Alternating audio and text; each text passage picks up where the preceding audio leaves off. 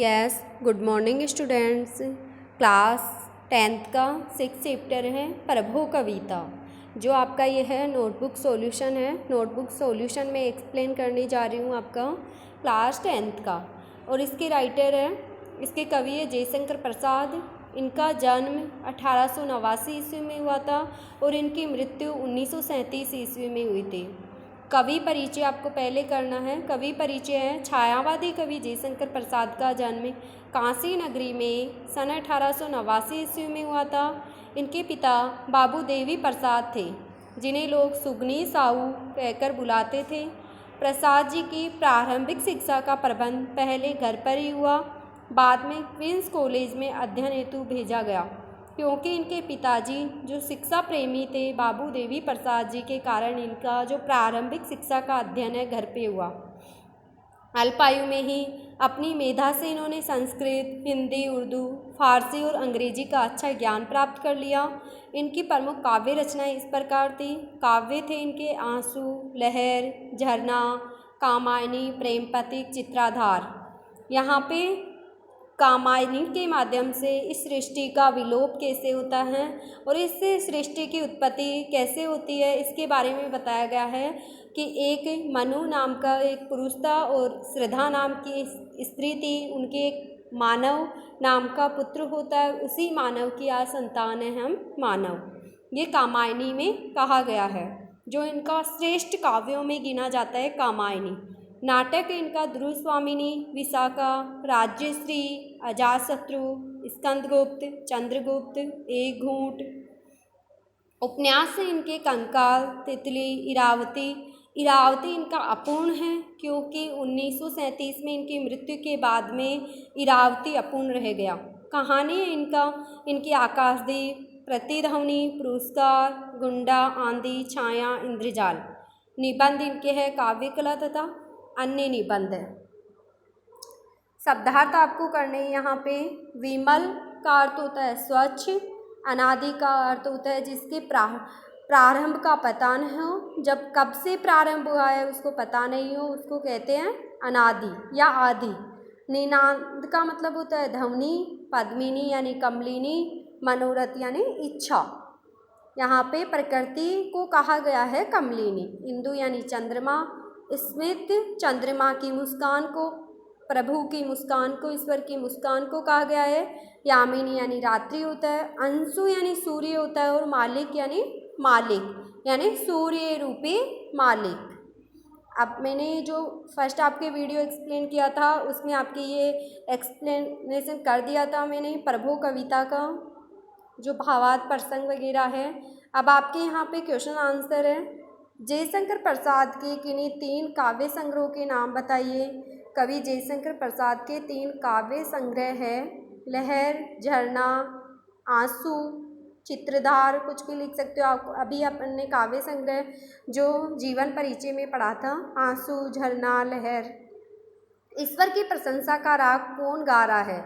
ईश्वर की प्रशंसा का राग सागर की तरंग मालाएँ गा रही है, यानी सागर की लहरें गा रही है। यहाँ पे नेक्स्ट क्वेश्चन आपके, मनुष्य के मनोरथ कब पूर्ण होते हैं? मनुष्य के मनोरथ, मनुष्य की इच्छाएं दया में ईश्वर की दया होने पर ही पूर्ण होते हैं। जब ईश्वर की मनुष्य के ऊपर कृपा दृष्टि हो जाती है तब मनुष्य के कार्य पूर्ण हो जाते हैं। अंशुमाली का अर्थ क्या अर्थ है अभी बताया था, अंशुमाली का अर्थ है सूर्य। यहाँ पे नेक्स्ट क्वेश्चन आपके लघुत्रात्मक प्रश्न में है, प्रकृति पद्मिनी के अंशुमाली से कवि का क्या आशय है? सूर्य के उदय होने पर ही कमलिनी खिला करती है, यानी सूर्य के उदय होने पर ही पेड़ पौधे, पत्तियाँ, फल फूल सभी खिला करती है। अगर सूर्य नहीं होता तो इनका खिलना नामुमकिन था। खिलना प्रसन्नता का द्योतक होता है कि चराचर सभी पदार्थों को प्रसन्न करने वाला बताया गया है सूर्य को। चराचर का अर्थ होता है यहाँ पे चर और अचर, जड़ और चेतन, यानी सजीव और निर्जीव चीज़ों का प्रसन्न करने वाला कौन है? सूर्य। यही उस कथन का आशय है। कवि ने ईश्वर को अनादि क्यों कहा है? कवि ने ईश्वर को अनादि का अर्थ अभी मैंने बताया था, जिसका आरंभ पता न हो। तो इसका ईश्वर कहाँ से, ईश्वर की उत्पत्ति हुई, कहाँ से इसका आरंभ है, ये किसी को पता नहीं है। तो देखो, ईश्वर को ही इस संपूर्ण ब्रह्मांड का सृजनकर्ता माना जाता है। संपूर्ण ब्रह्मांड का सृजनकर्ता ईश्वर को ही माना जाता है, जो अपनी पृथ्वी भी उसमें विराजमान है। अतः इस सृष्टि से पहले भी ईश्वर विद्यमान था। ऐसा माना जाता है कि जब अपनी पृथ्वी थी उससे पहले भी अपना जब सृजन हुआ, अपनी उत्पत्ति हुई मानव की, उससे पहले भी ईश्वर विराजमान थे कि चराचर सभी। इसी कारण कवि ने ईश्वर को अनादि यथार्थ, जिसका प्रारंभ या उपस्थिति किसी को ज्ञात न हो, ऐसा बताया है। इस कारण बताया क्योंकि इस ब्रह्मांड में ईश्वर का सर्जनकर्ता इस ब्रह्मांड को माना जाता है। और जब मानव की उत्पत्ति नहीं हुई थी उससे पहले भी ईश्वर इस पृथ्वी पे विराजमान थे, इसी कारण उसे अनादि माना है। यामिनी में अनूठा पता कौन बता रही है? यामिनी का अर्थ होता है रात्रि, यानी ईश्वर का अनूठा पता रात्रि को कैसे बता रही है? यामिनी अर्थात रात्रि में आकाश में जगमगाते असंख्य तारों की ज्योति, तारों की ज्योति ईश्वर के अनूठे अद्भुत स्वरूप का संकेत दे रही है। भाव यह है कि रात्रि में तारों से भरा आकाश यह संकेत करता है कि उस परम प्रभु का दीपकों की पंक्तियों से प्रकाशित विशाल मंदिर कैसा होगा। यानी कौन बता रहा है अनूठा पता? वह ताराओं की पंक्तियां ही ईश्वर की उस रात्रि में ईश्वर का अनूठा पता बता रही है। दयानिधि से क्या तात्पर्य है? दयानिधि को आपको पता है किसी पे कृपा दृष्टि होना। दयानिधि से तात्पर्य ऐसे ईश्वर से है जिसके हृदय में सृष्टि के सारे जीव के लिए अपार करुणा भरी हुई है, दया भरी हुई है, जो किसी को भी अपनी दया से वंचित नहीं रखता, सभी प्राणियों के सभी मनोरथ को पूर्ण किया करता है। यानी दयानिधि से तात्पर्य है ईश्वर के सभी हृदय में सृष्टि के सारे जीवों के लिए क्या होती है? दया होती है। वह किसी को इसके लिए वंचित नहीं होता है, करते हैं ईश्वर, और वह उसके कर्मों के अनुसार उसे मिलती रहती है। प्रभु कविता का सार अपने शब्दों में लिखिए। प्रभु कविता में कवि जयशंकर प्रसाद ने अपनी भावुक वाणी में विराट और परम उद्धार स्वरूप का वर्णन किया है। ठीक है। दर्शन कराए कविता में कवि ईश्वर को चंद्रमा की निर्मल किरणों के समान प्रकाशमान बता रहा है। सारी दृष्टि उसी की मनोहारिणी लीला है। सागर उसकी अपार दया का और तरंगमालाएं उसकी महानता का दर्शन करा रही है। कवि ने उसकी मुस्कान चांदनी जैसी और हंसी की ध्वनि को नदियों की कलकल ध्वनि के समान बताया है। आकाश में रात को दमकते असंख्य तारे उस ईश्वर के रात में दीपों को से जगमगाते विशाल मंदिर का आभास कराते हैं। कवि ने ईश्वर को संपूर्ण प्रकृति को आनंदमय बनाने वाला तथा संपूर्ण सृष्टि का संरक्षक यानी उसका बचाने वाला बताया है। कवि दृढ़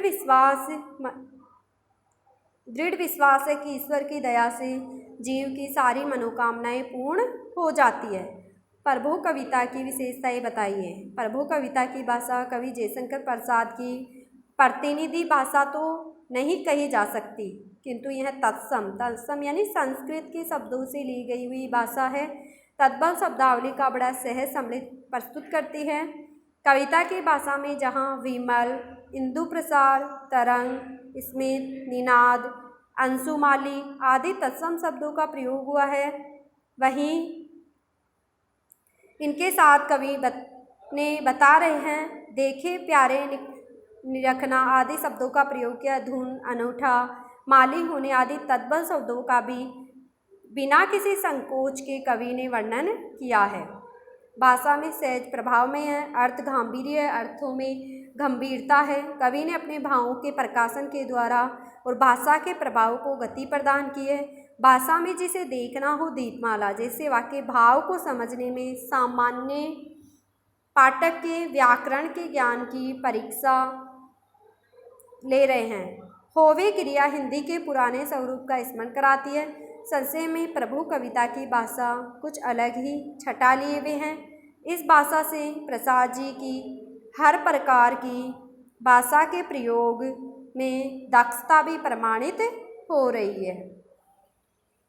ओके बेटा, थैंक यू।